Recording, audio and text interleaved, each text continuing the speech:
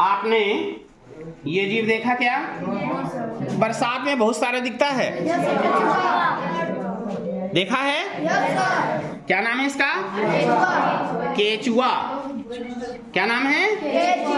हाँ, इसको अर्थवर्म भी कहते हैं। क्या कहते हैं? अर्थवर्म। ठीक है ना? अर्थ यानी जमीन और वर्म माने गोलाकार होता है, सिलेंड्रिकल रचना वाला होता है। ठीक है ना? जमीन में रहता है और इसकी संरचना कैसी होती है? सिलेंड्रिकल होती है, बेलनाकार होती है, इसलिए इसको वर्म कहते हैं। ये उभयलिंगी प्राणी हैं। उभयलिंगी प्राणी क्या होते हैं बच्चों? उभय यानी दो, लिंग यानी जनन इकाइयां, यानी नर और मादा दोनों एक ही जीव में जब होता है तो ऐसे प्राणी को उभयलिंगी प्राणी कहा जाता है। क्या कहा जाएगा? उभयलिंगी प्राणी। तो कौन सा प्राणी उभयलिंगी है? केचुआ उभयलिंगी प्राणी। क्लियर हो गया? चलिए अब इसके क्लासिफिकेशन को थोड़ा सा समझ लें। ठीक है ना? इसमें रीढ़ की हड्डी होती क्या? नहीं होती है ना, कहीं से भी मुड़ जाता है। ठीक है ना? तो कार्डेटा में तो नहीं रख सकते ना, नॉन कार्डेट है ये। ठीक है ना? और नॉन कार्डेट के बहुत सारे संघ हैं, उन संघों में, ठीक है ना, ये तो जंतु है कि नहीं है, तो जगत वही रहेगा, जंतु जगत। ठीक है ना? संघ कौन सा है? संघ आर्थ्रोपोडा, ओ एनेलिडा। संघ कौन सा? एनेलिडा। और वर्ग है पालीकीट, है ना, ओलिगोकीटा होगा। ठीक है? चलिए भाई, केचुआ का वर्गीकरण अगर हम करते हैं तो इसका जो संघ मिलेगा एनेलिडा। संघ क्या है? एनेलिडा।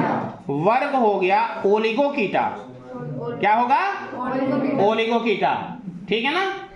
और इसके बाद आता है वंश फेरेटिमा। क्या होता है? फेरेटिमा। और जाति होती है पोस्थ्यूमा।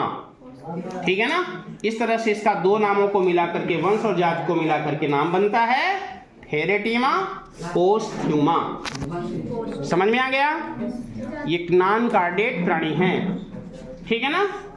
ज्यादातर बिलों में देखा जाता है, जहां पर छाया होती है, कार्बनिक पदार्थ ज्यादा रहते हैं, ऐसी मिट्टी को खाता है। ठीक है ना? क्योंकि उसमें मिट्टी में पाए जाने वाले कार्बनिक पदार्थों को अपना भोजन बनाता है, बिल में रहता है। ठीक है? और यूरिया का उत्सर्जन करता है। किसका उत्सर्जन करता है?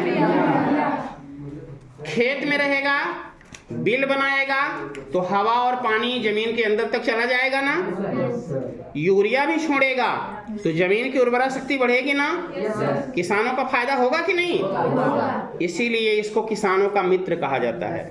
क्या कहा जाता है? क्योंकि फसलों को ये नुकसान नहीं पहुंचाता, फायदा पहुंचाता है। हवा भी देगा, पानी भी देगा, साथ साथ यूरिया भी देगा। ठीक है ना? उसको खाद भी दे रहा है। ठीक है ना? तो इस तरह से है ना, किसानों का मित्र कहलाता है। ठीक है ना? मनुष्य के लिए किसी भी प्रकार से नुकसानदायक नहीं होता है। ठीक है ना? इसमें जो उत्सर्जन पाया जाता है ना, नेफ्रिडिया के द्वारा उत्सर्जन होता है। ठीक है ना? किसके द्वारा उत्सर्जन होता है? नेफ्रिडिया के द्वारा। श्वसन त्वचा के द्वारा होता है, त्वची श्वसन। ठीक है ना? और इसके शरीर में आप देख रहे हैं बीच में थोड़ा मोटा सा भाग दिखता है। इस भाग को कहा जाता है क्लाइटेलम। क्या कहा जाता है? क्लाइटेलम कहा जाता है। इसके शरीर में छोटे छोटे खंड होते हैं, मेटामेरिक सेगमेंटेशन इसमें पाया जाता है। ठीक है ना? खंडों की संख्या 60 से लेकर के 120 तक की होती है। ठीक है ना? फिर ये 3 भागों में डिवाइड हो जाता है क्लाइटेलम के आधार पर। प्री क्लाइटेलर भाग, क्लाइटेलर भाग और पोस्ट क्लाइटेलर भाग। ठीक है ना? इस तरह से केचुआ जो है 3 भागों में डिवाइड रहता है। ठीक है ना? बात समझ में आ गई?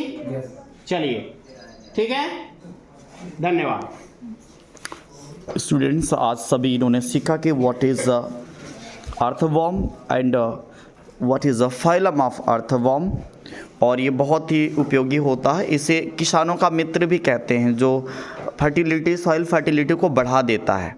तो आज हमारे साथ सरस्वती उच्चतर माध्यमिक विद्यालय दोसर के सभी स्टूडेंट्स, इन्होंने सीखा है कि अर्थवर्म किस फाइलम का होता है और एक बेसिक इसके कैरेक्टर्स को समझा है। और धन्यवाद सुनील आचार्य जी और सभी स्टूडेंट्स, थैंक यू।